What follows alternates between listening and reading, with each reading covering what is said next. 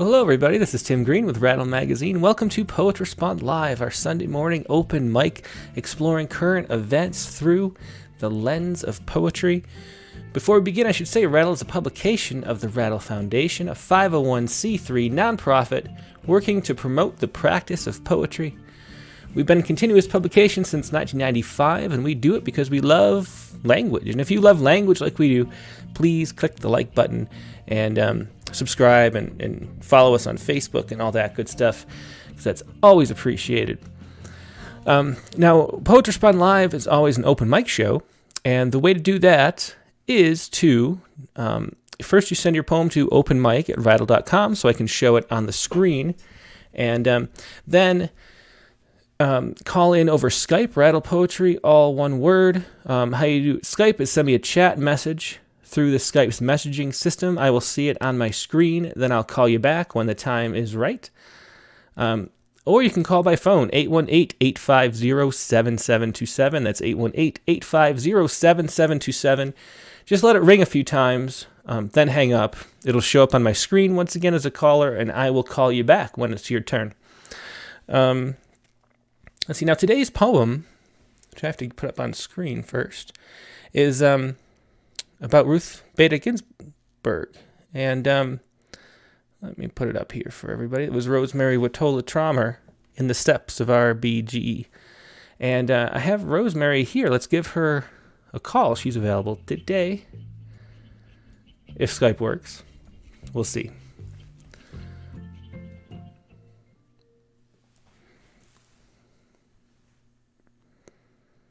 Hey, Rosemary, let me pull you in for everybody to see. Hey. Hi, how you doing today? I'm good. How are you? I'm great. Yeah, everything's going pretty good. As I mentioned before, we had a fire going on really close. Can you see and hear me and stuff? You look a little... I didn't realize I had to turn off the YouTube so that I didn't hear our conversation and twice. that's a great reminder for everybody that there's a delay on the YouTube show. It's like a 30-second delay. So when I call you later, you click out of your YouTube or whatever, and then that way you won't be confused because it shows up twice, and also it gives you more bandwidth too as we're doing the Skype call. God. So anyway, how are you doing today?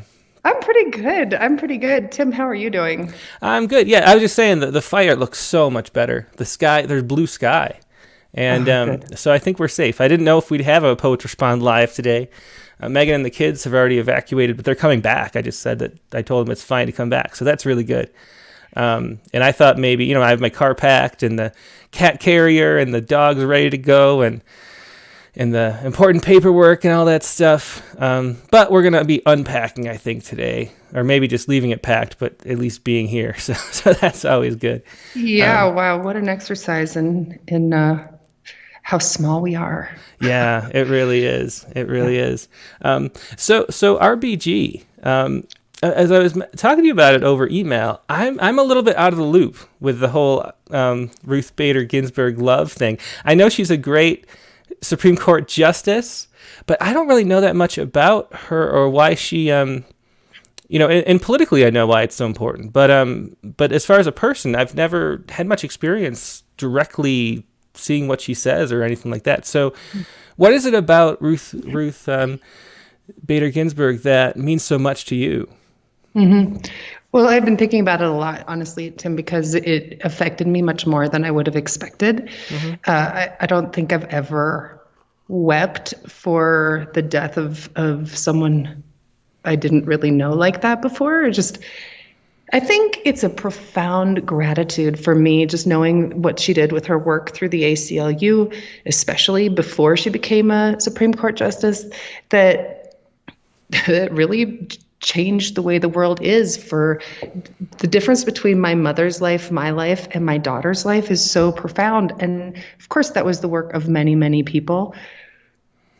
But she was one of the main ones who was finding a way to constitutionally change what the rights of women were. And that made the hugest difference in our country. And that affects everyone. And it affected not only women then, but of course it ended up affecting the rights of all people, right? Not just based on race, not just based on gender, but then it kind of goes out from there in terms of how we're able to or not able to discriminate. So I just think there's that. And then there's just also the way that she did it. She did it without yelling. She did it without anger or sarcasm or nastiness. She did it in this very quiet, very patient, very persistent way. And I really admire that as a model. There are so many ways to do it right? And I feel that way about all things. But it worked, right? It worked, and it's another way for all of us to move forward right now. And I think a lot of us are looking for ways to move forward. And maybe what I hope, as my friend Blake Spalding says, she's a glorious activist over there in Boulder, Utah.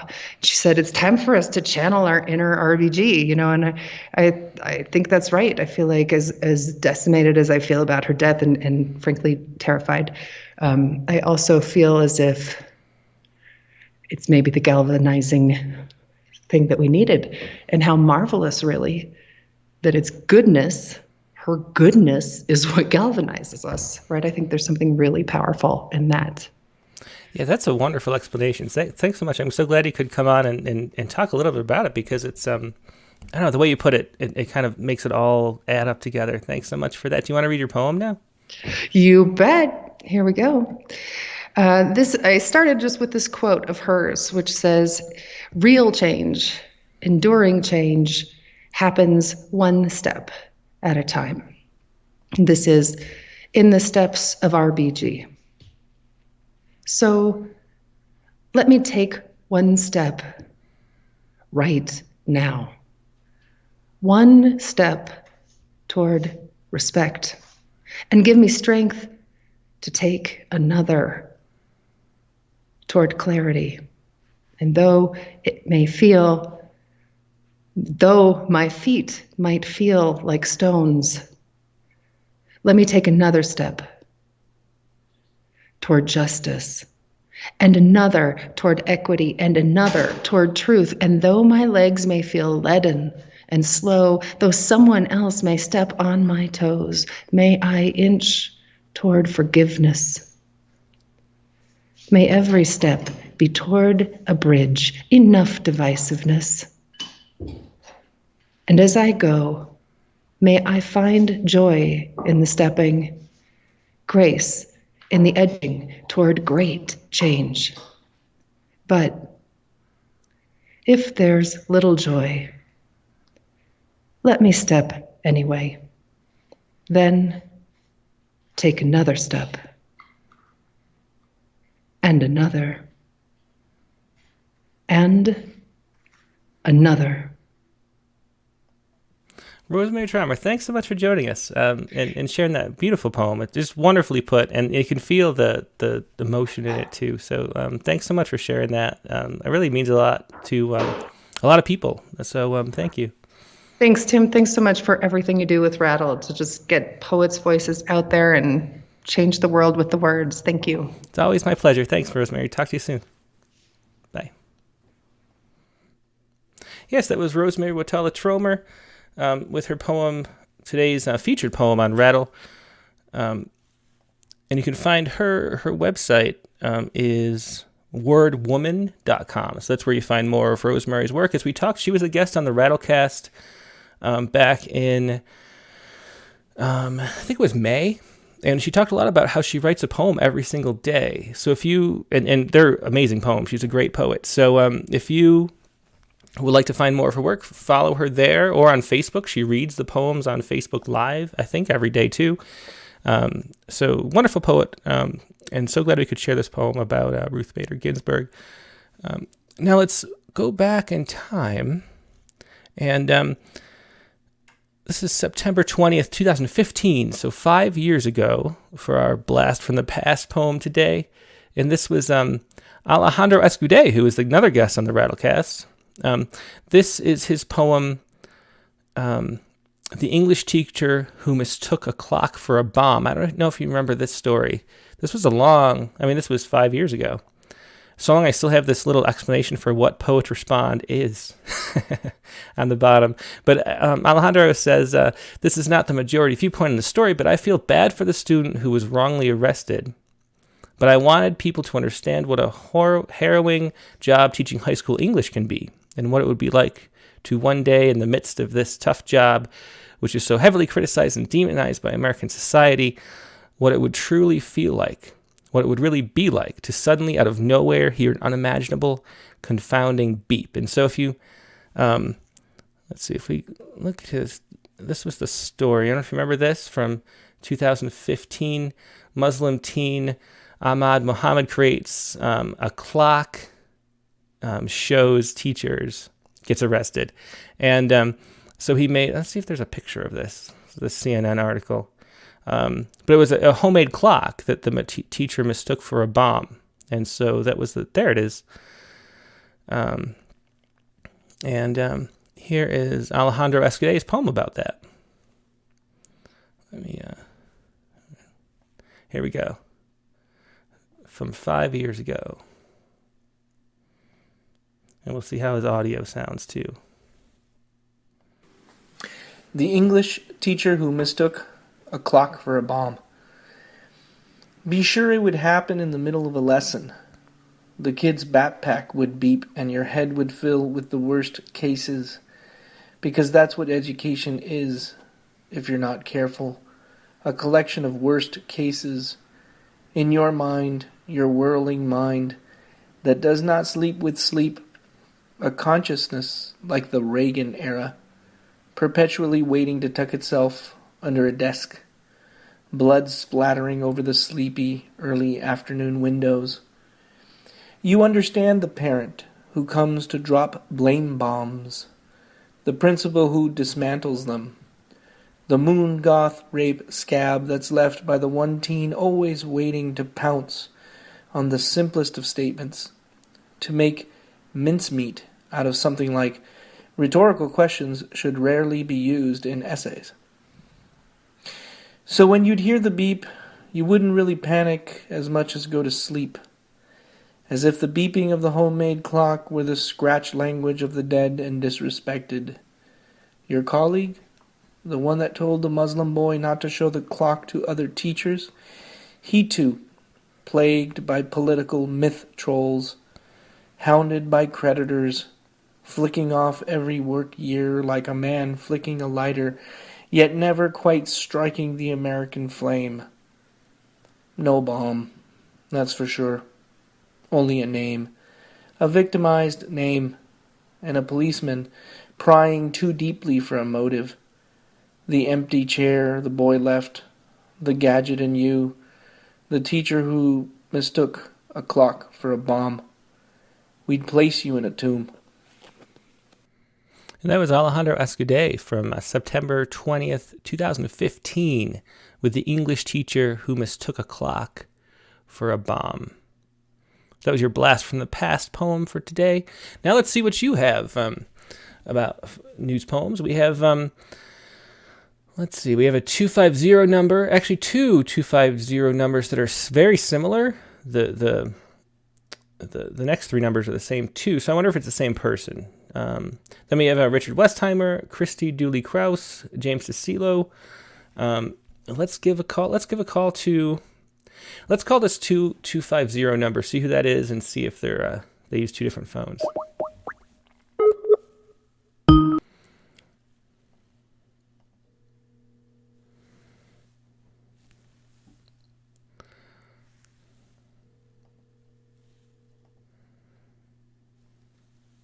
Phone's ringing. Hey, this is Tim with Rattle. Did you want to share a poem? I would love to share a poem. Just let you know I'm in a vehicle traveling on the Malahat on British Columbia. Well, you're not driving, are you? As long as you're not driving. Well, that's no. My husband's driving. Okay, but good. I would just love. But we're going to shut everything off and close the windows, and I would just love to do that. Okay, yeah, sure. Thank you for calling. Who am I talking to, first of all? Pardon me? Who am I talking to? Oh, this is Lori North. Ah, okay. Norris or North? Because I'm trying to... North, okay. North. Okay. And what was your poem about? The poem is about the smoke and the fires. We're on Vancouver Island, and have been totally shrouded with the smoke from all the fires on the West Coast all week, and understanding the tragedy of what's happening to everything and how we're so connected in air currents, even though we don't have fires here right now. Yeah, that's a great point. It's something. It's a disaster that everyone can see from far away. Exactly. Yeah. Exactly. And I also just have to say, I just found you folks on the web last week, and I am so touched by the respect and appreciation you show for welcoming poetry and poets to connect. I'm just like this. My heart is touched. So thank you. Oh, well, thanks so much for saying that. I really appreciate it. I'm so glad you found us. So your poem you want to share it's The West Coast is Burning, right? I assume? That's right. That's my poem. Okay, I will put it on screen for everybody to read along, and go ahead whenever you're ready. Okay, I'm ready. Thank you. Okay. The West Coast is burning, and smoke fills my heart, clogging the clear light, reddening my sight, aching for the charred conifers and grasslands, for the deer and ducks, for the ones that crawl and buzz, for the risk to emerald cedar groves stretching out to starlit nights, raping the skies with ancient beauty as roots reach down and drink from lavish aquifers. For now, the West Coast is burning and smoke fills my heart, threatening health and breath, muting hope, filling dreams with rasping sighs. Smoke that once gently swirled from candles and hearths now rises from raging fires, devouring the atmosphere. The West Coast is on fire, and we are gasping for breath as it sucks the air to fuel its whirling firestorms, unleashing in me, too, old grief for the ones long dead, yet safe from this catastrophe, for the grandchildren I never knew, and for the injustices that rage in our communities. Still, we sentient beings, longing for fresh air, living a practical meditation to breathe in and breathe out, squinting through the smoke to see each moment's goodness as the fires continue to burn, struggling to remember the practice, even now. Breathe in, breathe out. In this given moment, the toxic haze cannot fully shroud the path. Breathe in, breathe out, even while the West Coast is burning and smoke fills my heart. Thanks so much. That was Lori North from British Columbia calling in. Thanks so much, Lori, for sharing that poem. Wonderful. And what? Let me ask you before we hang up. Are you also the 250 number from like a different phone that called before? I'm sorry. I couldn't hear. I couldn't make out what you just said because of the. Oh, yeah. Say that again. Did you call from a different phone before you called from this phone? Yes, I did. I Okay. called from my husband's phone so I could keep my. I have the writing online, so I needed to read it as well as call from it. So perfect. Okay. Well, let me add you on the caller list then. And thanks so much for calling in. I really appreciate it. Hope you call in again. Oh, thank you. I will. Thanks so much. Yeah. Thank you. Bye. And Bye-bye. have a fun You trip well. too. Okay. Thank you. Okay. So let me add. I think we should put this. Add contact. And this was Lori North. I'll know who she is next time she calls. Who is next? Let's do Richard Westheimer. We'll get someone on video. Find Richard's poem too as it's ringing. Uh-oh. I have to verify it's me on the open mic email. Hey, Tim. Hey, Richard. How's it going? Good. I'm glad the fires receded from your... Yeah. Every year, this is the fourth time I think we've been in an evacuation zone, and one time it was for like 2 weeks, and we, the fire came right to the edge of town. This time, I think we got lucky. I think we're going to be okay. Good. We're in this sort of very sweet spot in the climate catastrophe in Southwest Ohio, where, according to the maps, it'll be about 20 years before the shit hits the fan here. So yeah, there's two. I was actually, thinking about moving, and that's one of the regions that looked like a nice place to move. The other one is the southwest inland more, like the Albuquerque. I think if you look at the rainfall patterns and stuff, they're going to get a lot more rain. It's going to be a really nice place to live, I think. So I don't know. It's tough to leave California, but it's tempting. Yeah, I think you're not alone. I was just thinking of the Dust Bowl that brought everybody to California, or increased the state by 20%. And now it's California that will have climate refugees. Yeah. Let's see. So did you want to read for Ruth Bader Ginsburg? Yes, I sure did. And if you've not, I don't, as hard as you work, I don't know if you have time for films, but On the Basis of Sex is just a brilliant biopic. If you want to get a sort of a taste of Ruth Bader Ginsburg as a human being. Yeah, I definitely do, because I feel like it's a gap. I mean, there are a lot of things. When poets respond, anytime somebody dies, I realize how little I actually know about them. Then I read poems and certain people, like certain musicians, and have like a personal connection with a lot of people. And you kind of realize how big the world is, and how, I've never watched a documentary or read a bio or even seen her give a speech, I don't think. Like, I've read some of her decisions, but other than that, I don't really have a personal sense of who she was, actually. So I definitely want to do that. So thanks for that recommendation. Yeah. And I put another one in the chat. She's, I think, I don't know a 30-something woman who does not find her to be the inspiration for what they want their daughters to be. Yeah. Well, Rosemary explained it so well, that the way she went about making the world better, the sort of the grace, I can't remember what word exactly she said, but the strength and the I don't know, the stance she took is just really amazing. So by way of background, Friday night when she died was what we call Erev Shoshana. It's the Jewish holidays begin at sundown, and so there's sort of a Jewish sort of feeling that somebody who dies on Shabbat, Friday night, on Erev Rosh Hashanah has this, like, obviously has a special place in the heavens, if you believe in the heavens. And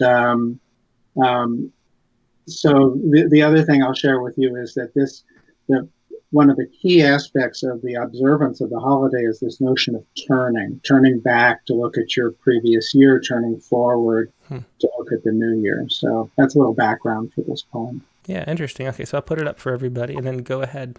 Okay. A Zoom lament for Ruth Bader Ginsburg, and just an informative epigraph. Rosh Hashanah, the Jewish New Year, when our hearts are awakened by the blast of the shofar, we are called to turn to examine our year past, and then to turn again to greet the sweet new year. Tonight, I sound the shofar, make such a noise with the blast of the ram's horn that the Zoom gods smile in the guise of my grandson, who claps his hands, hoots his own call for us to turn to face him, to see all the good, the warm bread we dip in honey, the crisp apples, the sweet new year to come. His mom scoops the joyful boy for bed. I turn to the Rosh Hashanah service online, in progress, and join the rabbi as we intone the mourner's Kaddish over the beloved dead. Yikadal v'yikadash Shemei Rabbah, blessed, praised, honored, exalted. All we can say about death is thanks, even as the chat feed lights with the news. It is all that was RBG, we bless forever and to all eternity. Richard Westheimer, thanks so much for sharing that poem. Excellent. Thank you. Good to see you. Yeah, good to see you too. Bye. Okay, let's call up Christy Dooley Krause. And just a reminder, I think this is the first time we've talked to Christy, so just a reminder that I'm calling from the future, and it's going to surprise you, and then make sure to turn off your stream once I do, I also make sure before I call that everything's working right. I forgot to check. Yeah, there we go. So we got notes. Hello, Kathy Gibbons and Michelle Pfeiffer and Jody Krager's here over on Facebook. See, Rosemary's there on the chat on YouTube too. Hello, Caitlin Bucksbaum. So yeah, so we got everything's working. That's good. Let's give up a call to Christy Dooley Krause. And Christy sent her poem From Venus, etc. By the email. That's perfect. Hey, Christy, can you hear me? Hi. Yes. Can you see me? I can't yet. I think you have to click on the camera button, which is between the hang up and the mute. If you can see that on your screen. It's like a little box with a little triangle next to it. I clicked on it. Well, it could be that you're sometimes if you've used Zoom or anything recently and that app is still open, it has control of your camera. And so it might be that Skype can't access your camera, but that's okay. We can just do it by voice. Okay, can you see me now? I still can't, no. But we have your voice, and you sound crystal clear, so that's okay.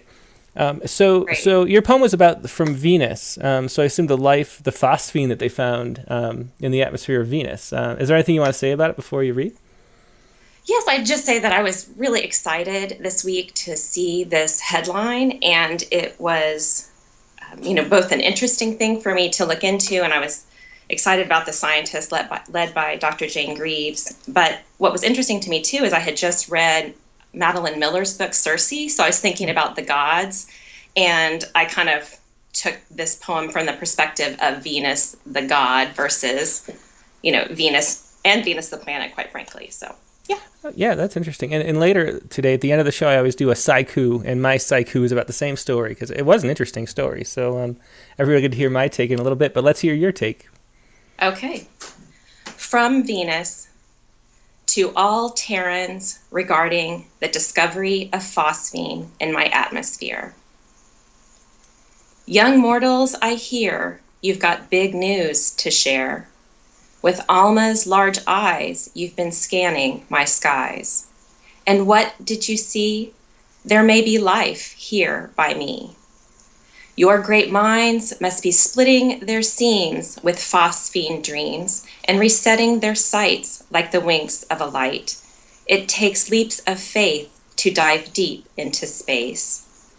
But while I admire your grit, please pray don't commit. You've been here before, so you must know the score. Even Venera 4 is down in my core. And with probes like a prick, it's not like a gift. You've got Mars in that lot, a boys' club with bots, already willing to offer something I'm not. Rings in the regolith, boots on the ground. Isn't that a lovely sound? So please keep to that lane of fortune and fame, or jump double time to Deep Space Nine. Here at my veils is where I draw the line. Because there in your space, the blue full of grace, I see smudges and scrapes, dirty oceans and lakes. And what will you give for what we both know you'll take? So let it be known in case you do roam. If you come here, toting like Icarus floating too close to the sun, on the mountaintop is where you'll find me. With heat in my veins, I'll spit acid like rain, and with winds of such force, I'll blow ships off their course. But for those without fear, let me be clear. You are not welcome here. And some parting advice for those who play dice. I hear there's a moon near Neptune. That's nice. That was great. Thanks so much for sharing that. Thank you. Yeah, that was Christy Dooley Krause calling it. Oh, where are you calling from? I forgot to ask. Seattle. So we're just clearing out the smoke too. I'm sorry it was closer to you, but yeah, we just were able to go outside for the first time in 2 weeks yesterday. So. Oh, that's great. I saw like a storm coming your way. Did you get rain to put out the fires? Exactly. We got Excellent. rain. And yeah. so it was so fresh and my husband and my son and I could not get enough of it yesterday. So I hope the same for you and your family. Yeah. Well, we're not going to get any rain because it never rains here. But I was because you're in California. yeah. I wish there would be rain, but the wind can blow the other direction, which is the only thing we can hope for. We'll hope that. Yeah. Thank you so much for sharing that. I love poems when they're on Skype next time. Okay. Yeah. Thank you. Yeah. No problem. I think it's just to everybody at home too. If you have other programs running, sometimes they hijack your camera. I think it's like the first program who asked to use the camera keeps using it. So that's probably it. But it doesn't matter. We heard you perfectly clear and read your great poem. Thanks so much. Thank you. Bye. Bye. Okay. Let's see. Let's call up James Tassilo.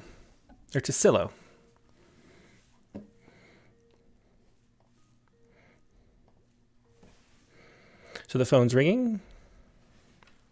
Hi, Tim. Hey, James. How you doing today? I'm good. How about you? I'm doing great. Yeah. Let's see. So what did you write about this week? Is it Across the Night? That is the one. Okay, I'll find it for everybody. So what was it about?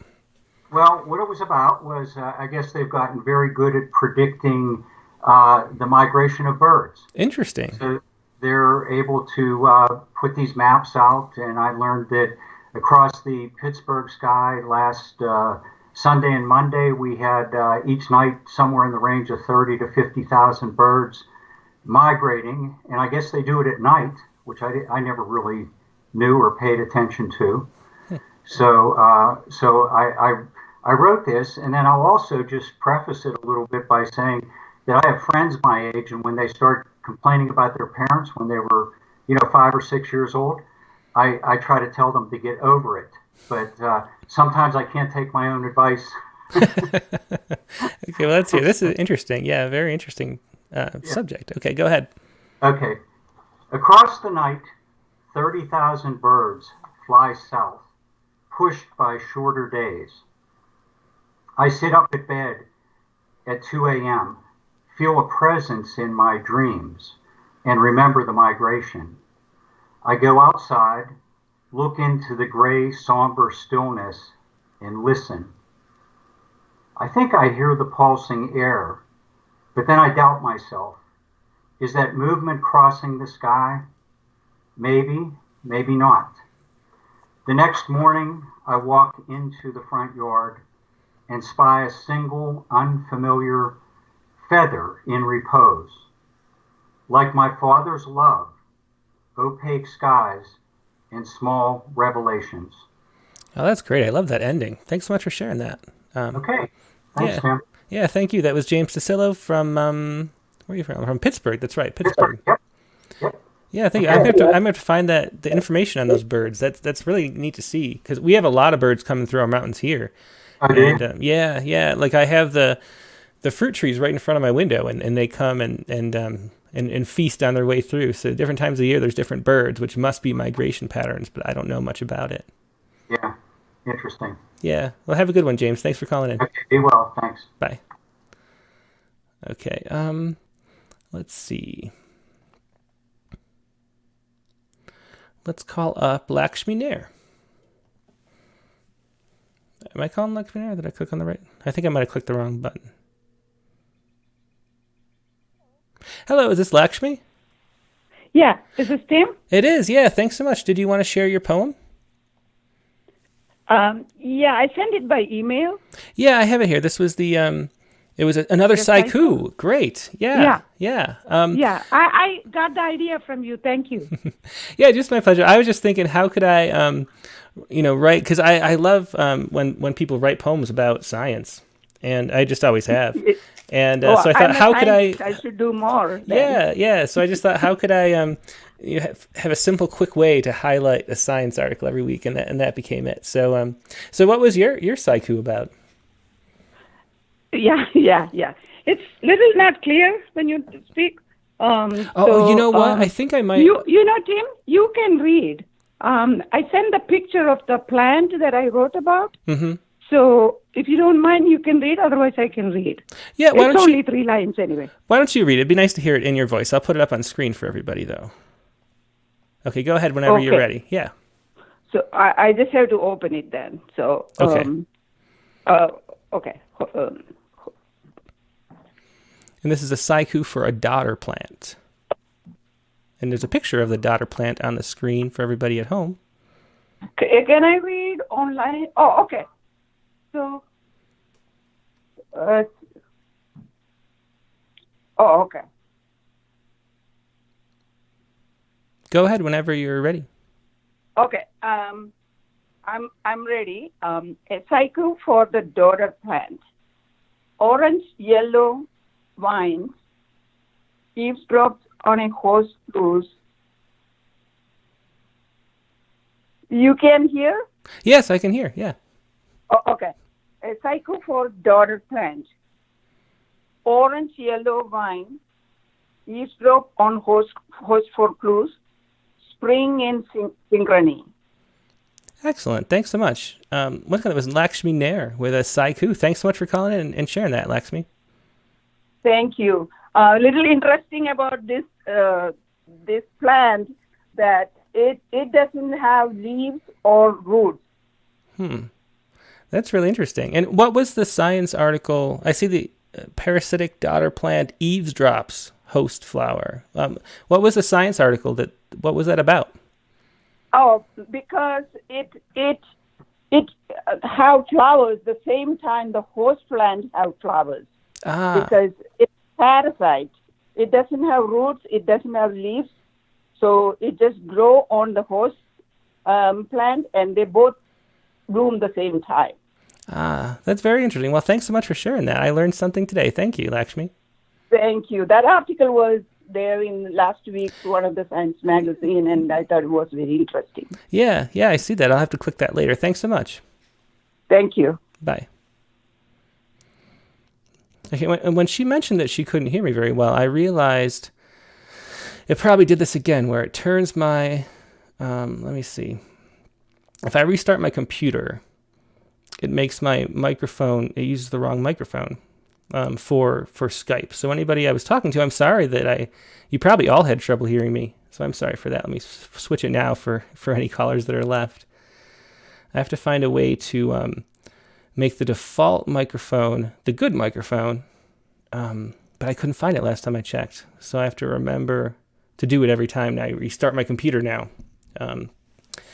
Hopefully I can figure that out in the future. Let's see. Do we have anybody left? I'm not sure that we do. That might be the show for today. Let's see. So we called Lakshmi. We called Christy and James. Yeah, so let me put up the thing on the screen one more time, because we do have a few more minutes left. The phone number is 818-850-7727. If you call up, let it ring a few times. I'll call you back. And if you call right now, I'll just answer. You can also use Skype, Rattle Poetry. All one word, send me a chat message, and I will call you back when the time is right, or just pick up if you call right at this second. But I think maybe that is it for today. But it's been a fun show, so thanks so much to everybody for joining us. I'm just trying to stall for some time in case anybody is left wondering if they'd like to call in. Let's see. Looking at the comments.